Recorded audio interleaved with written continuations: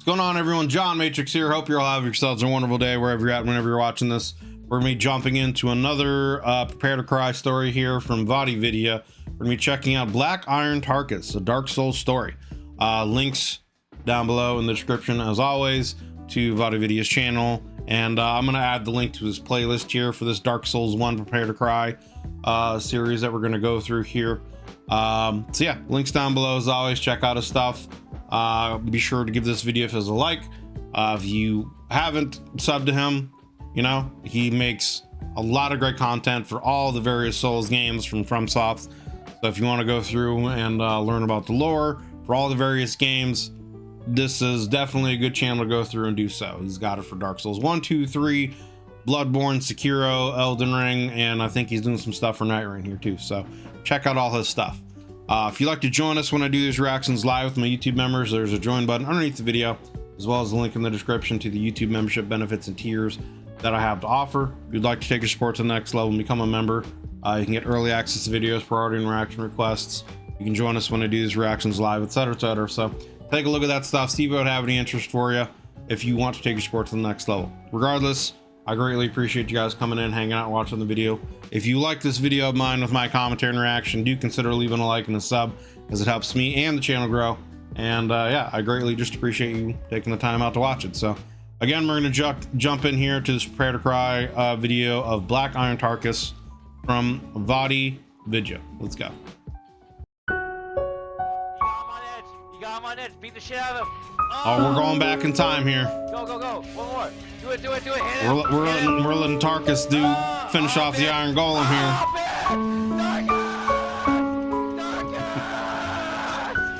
The classics. The classics. We all remember the help Tarkus gave us that day. Tarkus was like us, someone trying to make it through the world to uncover the truth. The least we can do is follow in his footsteps and succeed where he failed. The Knights of Berenik are known for their heavy armor and weaponry. There is no nation that is physically stronger, but even among them there was Tarkus, a knight. So these are like the Spartans in the Souls universe, and Tarkus was like their Leonidas, I'm guessing. Renowned for having strength great enough to sport a set of heavy black iron that was unique to him alone. Berenik was a land outside of Lordran, but it was not free from the curse of the undead.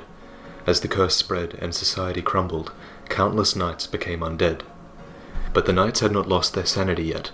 Throughout the neighboring lands, a prophecy was spreading, an old saying from Astora that said this: Thou who art undead art chosen, and thine exodus from the undead asylum maketh pilgrimage to the land of ancient lords. When thou ringeth the bell of awakening, the fate of the undead thou shalt know. The fate of the undead. With nothing else to go on, the undead Knights of Berenik ventured to Lordran, which was told to be at the heart of the undead curse. They were right. The gods were partly responsible for the crumbling world. You know, that brings up an interesting point that I don't think I've really thought of, you know, before, right? Like, the undead curse obviously starts in, you know, the lands of Lordran with Gwyn, etc. You know, we know that, but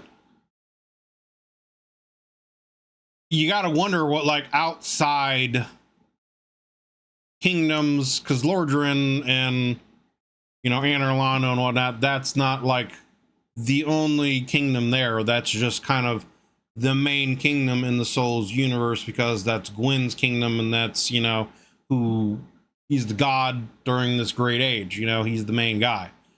But obviously there are other, you know, nations from other lands, etc., outside of Lordran, like he's saying here. And so having the undead curse spread to them, wondering, I'm sure, what the cause is. Are they just going there to find a cure for it, you know? And then obviously getting wrapped up in the whole, like, do they have bonfires over there in their nation? Are they having to have people sacrifice their humanity to hold off the undead curse over there as well, right? Is it affecting these other nations the same way? You know, that's something that I hadn't really thought of before. So, I mean, it would be obvious that they would want to come here to find out what they can. Like I said, try to find a cure, or just an understanding of what's going on. The light in Anor Londo is an illusion, and many gods have already abandoned the world of men. For the real light, the first flame, was fading. There was one path into Anor Londo, and that was through Sen's fortress. So the knights of Berenik threw themselves at the deadly castle, trying to force their way through. And they were not the only ones. Within Sen's fortress we see the hollowed forms of both knights of Berenik and Boulder, two nations that attempted to reach the land of the gods, desperate to discover the fate of the undead. That also kind of makes you wonder, right? You know, there's different nations. Were they nations that knew each other? Were there nations that warred with each other? Did they have an alliance going into this, trying to figure this out? Or are they just two totally separate, you know, nations that have never met before, and the only time any kind of soldiers, knights, or whatever from each nation had any kind of interaction was here? Near the top of Sen's fortress, there is an undead man who desperately tries to retain his sanity. Remember, counts. Counts. 1, 2, 3, 4, 5, 6, 7. Count. I can't. He has seen all the heroes pass through Sen's fortress, never to return. For a century they've tried and failed. The Night King Rendell, Black Iron Tarkus, and even Logan himself. You won't stand a chance. You'll be eaten alive. But go along if you wish, if only to deepen your despair. They all failed. Every knight of Berenik, every Boulder knight. Little does he know we are the chosen undead. The Night King Rendell and Logan himself. Every one of them failed, except Tarkus. Tarkus conquers the fortress, leaving his hollowed brothers behind. He carves his summoning sign at the top of Sen's fortress, so his spirit will be able to aid anyone else who comes as far as he does. Time is convoluted in Lordran, and even if Tarkus is already dead, his spirit will remain to aid those who need help with the final step, even if those heroes exist in another dimension.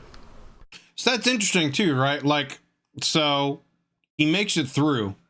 Is it a situation where maybe like he made it through, and I mean, obviously, like game mechanic wise, it's just there to use as a summon for, you know, to aid us during the boss fight.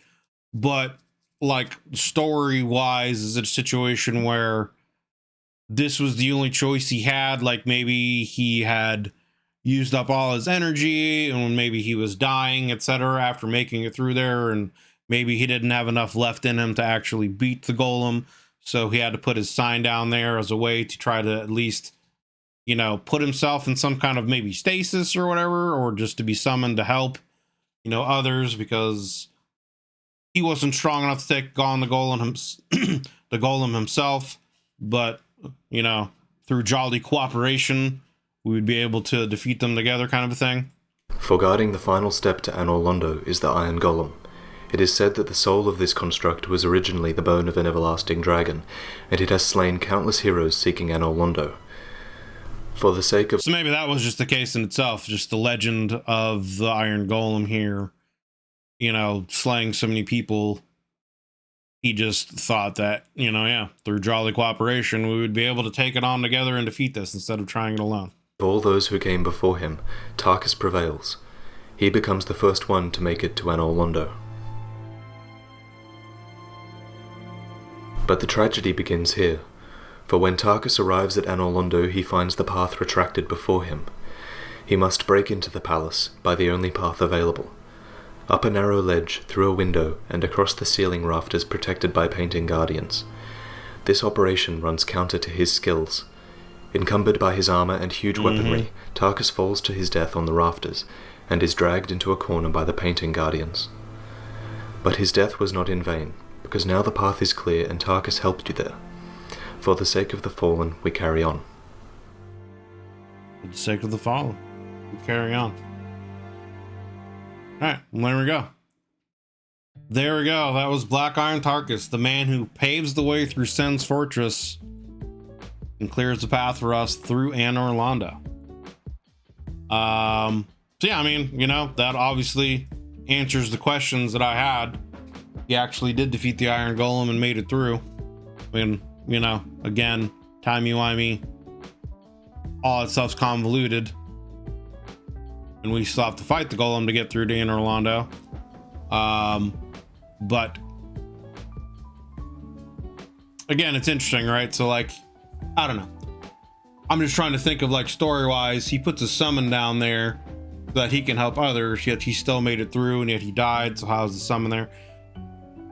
I guess it's just, you know, the summoning sign. Is it like, does it capture the essence of a person? You know, I'd have to read, I guess, the description of the summoning sign that you can place down to remember what it says, you know. But regardless, Tarkus is the man. He helps us get through, and because of that, we can, you know, begin to we can fight Ornstein and Smo, and begin to get our way through to our meeting, our inevitable meeting with Wynn. So, but yeah, links down below in the description as always to the original video without my commentary and reaction, and to Vadi Video's channel here. I'm probably going to put the link down below to his playlist, not just his individual video. But please, if you enjoyed this video of his, be sure to go over there and give it a like. And, you know, hit that sub button on his channel if you haven't. If you don't know who Vadi Video is, you know, if you're new to the Souls series and you want to catch up on lore from the various Souls games, he's a great channel to go over there and check out. He's got a lot of great content for all of the Souls games, Dark Souls 1, 2, and 3, Sekiro, Bloodborne, Elden Ring, and now I believe he's doing some stuff for Night Rain. So check out all his stuff. Check out his Patreon if you want to pick up some artwork for the various Souls series. I know he has a lot of artists commissioned for stuff like that. So check out all his stuff. Hit that sub button on his channel and hit the like button on this video. If you enjoyed my video here with my commentary and reaction, be sure to, you know, consider hit that like button, hit that sub button if you would like to. It helps me and the channel grow, and lets the YouTube algorithm gods know this is the kind of content you want to see. If you'd like to take support for the channel to the next level, there's a join button underneath the video, as well as the link in the description to the YouTube membership benefits and tiers that I have to offer. So check all that stuff out. But thank you guys for watching the video here. I greatly appreciate you taking the time out of your busy day and your busy schedule. Just come in, hang out, check out the video. Hope you enjoyed it. And yeah, we'll see you on the next one.